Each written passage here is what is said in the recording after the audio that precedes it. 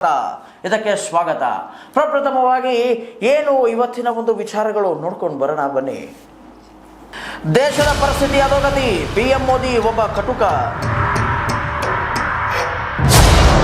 ದೇಶದಲ್ಲಿ ಜನರು ತ್ರಾಹಿ.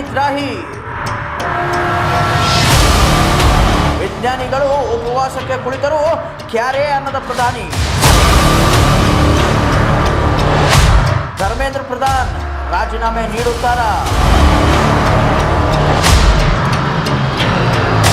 ವಿಜ್ಞಾನಿ ಹುತಾತ್ಮನಾದರೆ ಬಿಜೆಪಿ ಪರಿಸ್ಥಿತಿ ಏನು?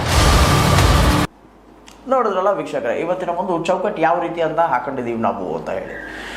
ಒಬ್ಬ ರಾಜನ ಕತೆ, ಒಬ್ಬ ರಾಜ ಯಾವ ರೀತಿ ಮಾಡ್ದ ಅಂತ ಹೇಳಿ ಫಸ್ಟ್ ಇಂದನೇ ಹೇಳ್ಕೊಂತ ಬಂದೆ. ಕತೆ ಯಾವ ರೀತಿ ಇತ್ತು, ಅವನ ಪುತ್ರ ವ್ಯಾಮೋಹ ಹೇಗಿದೆ, ಅದೇ ರೀತಿ ಇವತ್ತಿನ ಈ ಒಬ್ಬ ರಾಜ ನಮ್ಮ ದೇಶದ, ನಾವು ಪ್ರಧಾನಿ ಅಂತ ಹೇಳ್ತಾ ಇಲ್ಲ, ಚಹಾ ಮಾರ್ತಿರ್ತಕ್ಕಂತಹ ಒಬ್ಬ ಸಾಮಾನ್ಯ ಹುಡುಗನನ್ನ ಎಬ್ಬಿಸಿ ಮೇಲೆ ನಮ್ಮ ದೇಶದ ಪ್ರಧಾನಿಯನ್ನ ಮಾಡಿದಂತಹ ಜನರಿಗೆ ಏನು ಕೊಡ್ತಾ ಇದ್ದಾರೆ ಈ ಒಬ್ಬ ರಾಜ ಅಂತ ನಾನು ಹೇಳ್ತೀನಿ.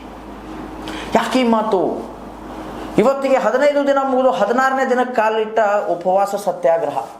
ಸೋನಂ ವಾಂಗ್ಚುಕ್ ಕಾಕ್ರೋಚ್ ಜನತಾ ಪಾರ್ಟಿಗೆ ಬೆಂಬಲಿಸಿ, ಕಾಕ್ರೋಚ್ ಜನತಾ ಪಾರ್ಟಿ ಅಂತಂದ್ರೂ ಕೂಡ ಅದು ಒಂದು ಆಕ್ರೋಶ, ನಾವು ಪಾರ್ಟಿ ಅಂತ ಹೇಳಲ್ಲ ಇದನ್ನ, ಇದೊಂದು ಆಕ್ರೋಶ, ಜನಾಕ್ರೋಶ, ಒಬ್ಬ ಯುವಕನ ಆಕ್ರೋಶ ಇದು.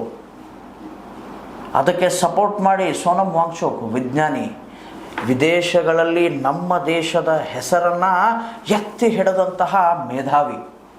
ಆ ಮನುಷ್ಯ ಕರೆಕ್ಟಾಗಿ ಒಂದು ಈ ದೇಶದ ಶಿಕ್ಷಣ ಮಂತ್ರಿ ರಾಜೀನಾಮೆ ನೀಡಬೇಕು, ಶಿಕ್ಷಣಕ್ಕೆ ಒಂದು ಹೊಸ ಆಯಾಮ ಬರಬೇಕು ಅಂತ ಹೇಳಿ ಉಪವಾಸ ಸತ್ಯಾಗ್ರಹಕ್ಕೆ ಕುಂತಿದ್ದಾರೆ ದೆಹಲಿಯಲ್ಲಿ.